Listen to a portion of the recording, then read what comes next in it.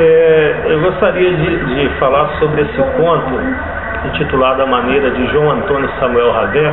É um conto que eu escrevi o ano passado e ele concorreu ao concurso de literatura, no Concurso Nacional de Literatura da Prefeitura de São Bernardo do Campo, de São Bernardo do Campo, e ele foi vencedor na categoria. E esse conto ele é um conto em que eu abordo uma questão que sempre foi minha preocupação permanente na literatura.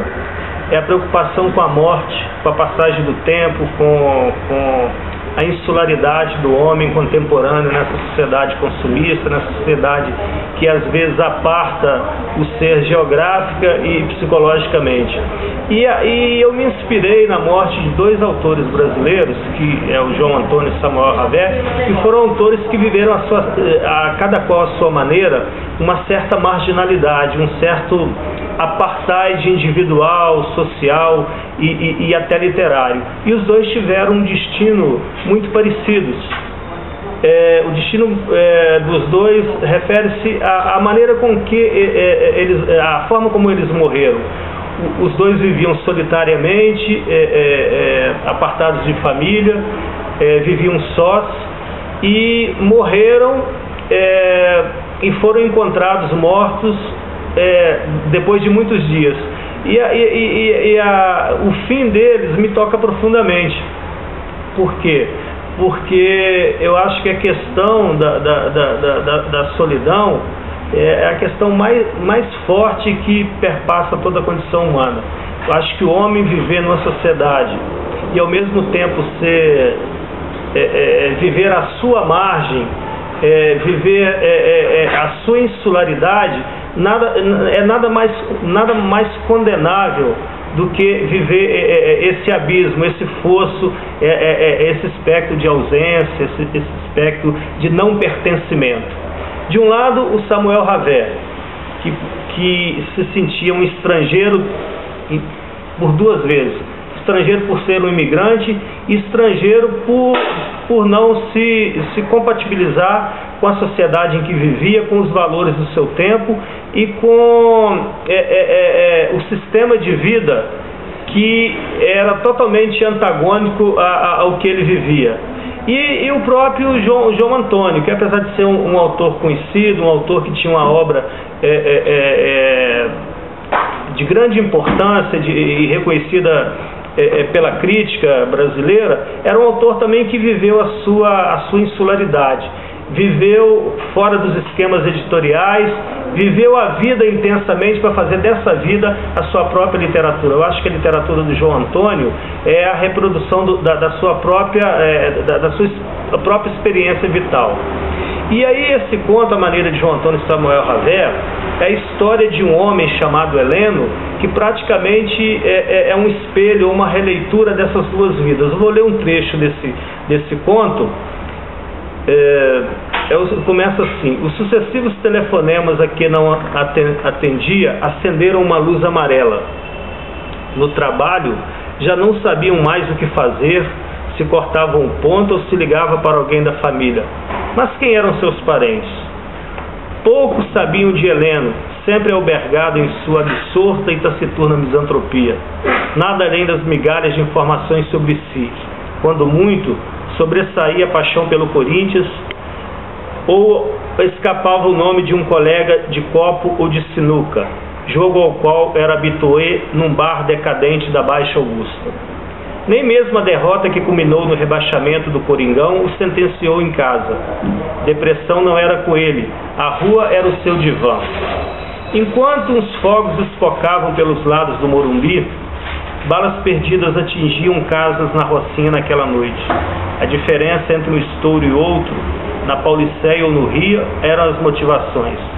No Iraque, muita gente continuava perdendo a vida por uma causa.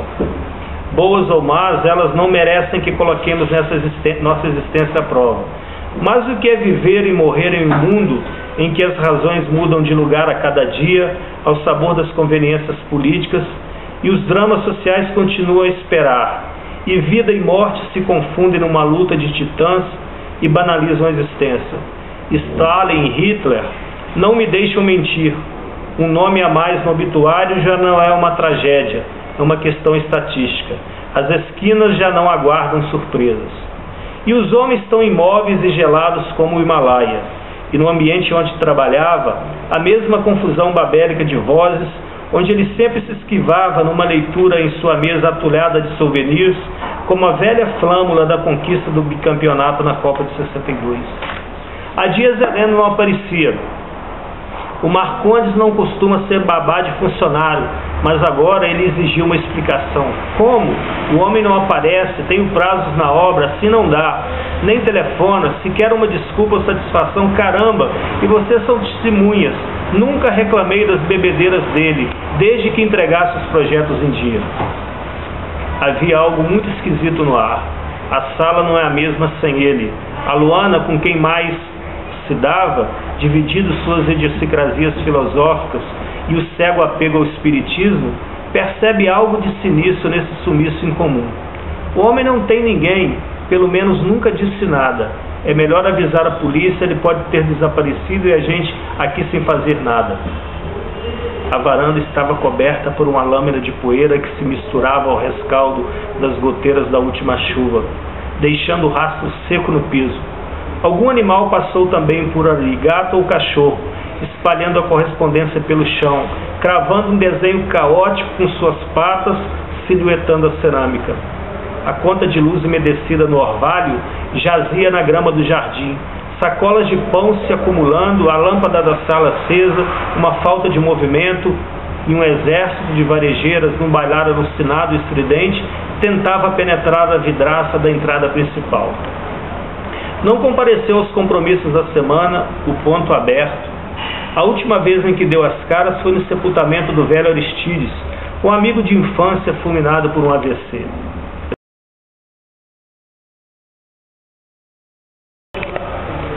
E na estrutura do conto, eu procurei fundir duas situações. A preocupação dos colegas de trabalho com a ausência de Heleno, né, e as conjecturas que faziam sobre o seu sumiço, e ao mesmo tempo intercalando fatos da vida cotidiana e da própria história do país em relação